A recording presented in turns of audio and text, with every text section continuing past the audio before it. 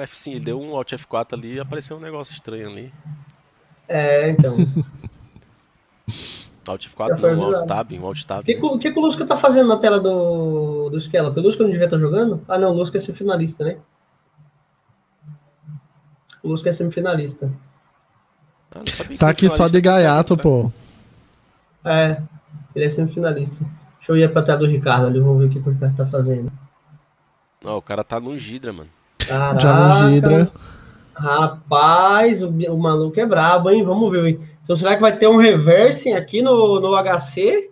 Não, ele É conseguiu um isso arquivo mesmo? ali, ó, e já trouxe ali a assinatura do Elf 64. Exato, já pegou, já leu ali, Então. ele rodou um file ou rodou direto no Gira mesmo? Não, mas assim, geralmente quando a gente pega um arquivo desse aí, ó, eu sinceramente tô nem aí, eu já tento é rodar mesmo. Ele nem fez isso. Não, ele foi ver o que é que tem, né? Essa de pegar e executar na própria máquina é mancada, hein? Porra, aí é Conheço mancada, uma hein? galera que gosta de fazer isso aí. Exato. Gostou das minhas unhas assim, ó, Marina? Uma vibe mais sad boy gótico, né? Uhum. All black. Caraca, ela notou as minhas unhas. É, menina, observadora, observadora. Olha lá, Ela ele aí. executou, ó. Aí, ó. Aí executou, qual foi a do binário ali? O binário tá corrompido, tá dando erro já. Tá dando segue fault na hora que executa. Quer dizer, Isso. isso é o que o cara que botou a shell na máquina dele agora mostrou pra ele. Só porque Exato. essa mensagem não quer dizer que realmente essa mensagem seja da aplicação. Exato. Boleto.exe.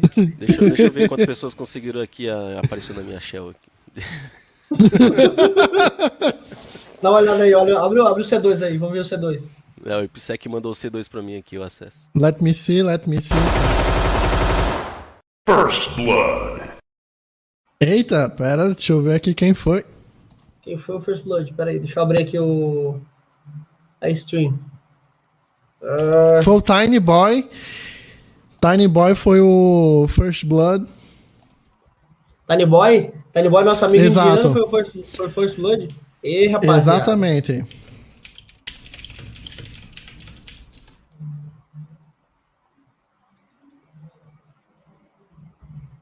Ah, moleque. Então. Temos um concorrente de peso, hein? Temos sim, temos sim. Será que o Celesian vai ter alguém Ele pra tá com bater de LFI, frente ó. com ele esse ano? Vamos Esse ver a tela do ano? nosso amigo Tiny Boy. Tiny Boy tá com LFI já, bruto. É isso, tá com LFI e tá mandando ver ali, hein? Tá lendo ETC PSWD? É, exato. Exato. Tá ali lendo a documentação. Deixa eu ver a tela do Ricardo ali pra ver também o que o Ricardo tá fazendo. É, o Ricardo acho que ele já encontrou o mesmo problema, a mesma vulnerabilidade, né? Já deve ter pontuado também, ou tá guardando a flag. Exato. Deixa eu dar uma olhada aqui como é que tá. Eu guardaria a flag. Aparentemente o.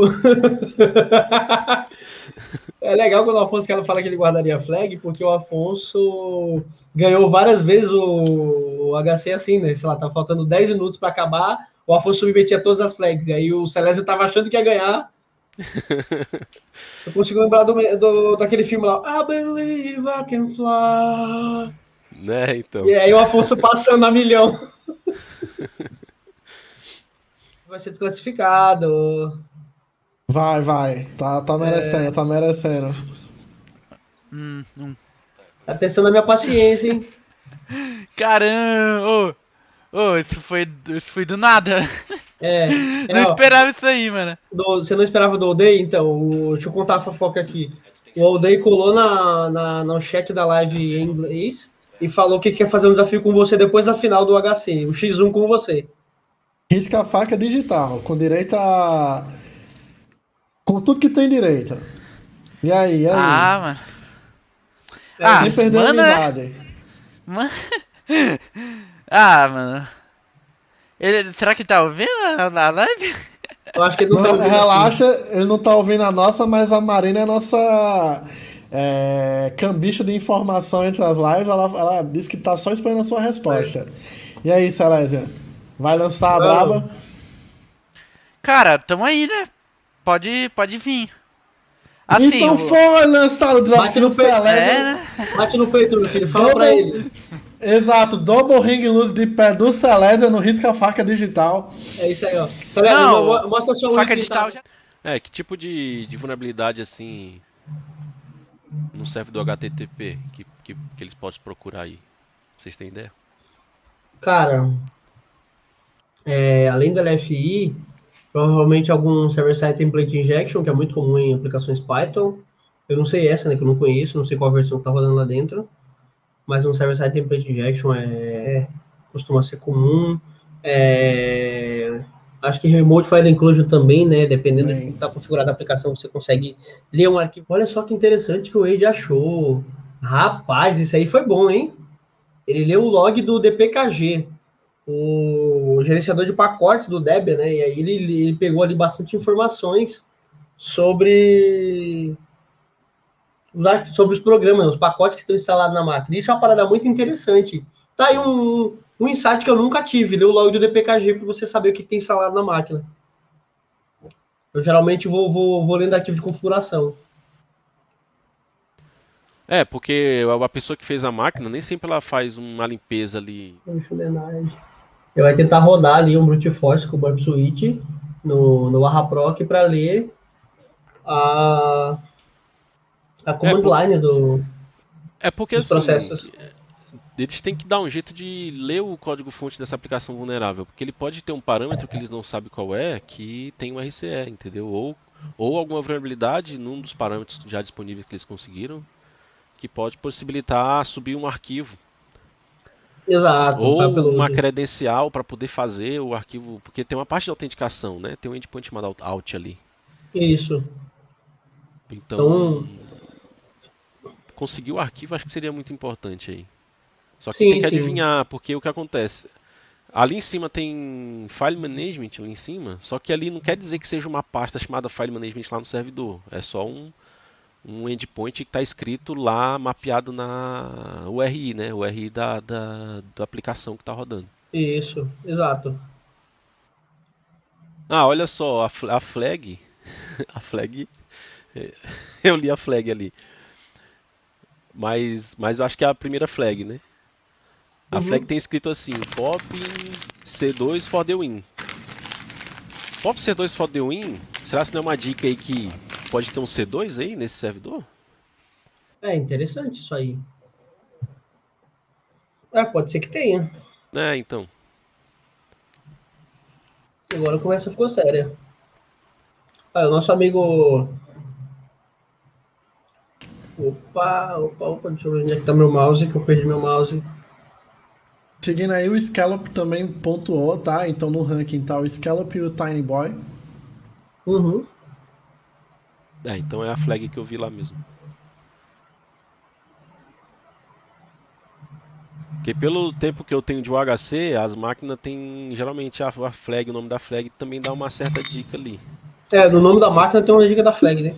O nome da máquina tem a dica, tem que pegar os detalhes, porque, tipo, o pessoal fala, mas esse tipo de coisa não tem muito a ver com a vida real, não sei o que, claro que tem. Na vida real, tu só pega a vulnerabilidade no detalhe. É só no detalhe. Exato, com certeza. Na verdade, a maioria da shell que eu peguei em pentest, assim, foi coisa besta, entendeu? Um pequeno detalhe mudou a direção do teste inteiro. Né? Isso é bem verídico. E o arquivo binário não tem nenhuma proteção contra a engenharia reversa, mano? É ali. Tem alguma coisa estranha, exato. E esse realmente ele não tem nenhuma proteção, ele tá bem tranquilo. Se bem que eu já peguei uns projetos que eu tive que fazer engenharia reversa de um binário, que ele era tão mal feito, mas tão mal feito que parecia que ele tinha proteção. Mas se tivessem feito ele direito e tivessem colocado proteções, seria mais fácil fazer engenharia reversa do que daquele jeito.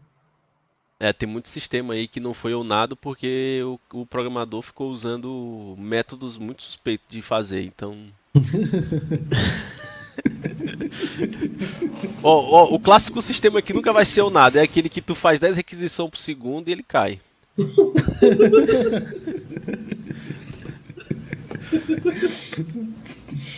Conheço várias empresas assim.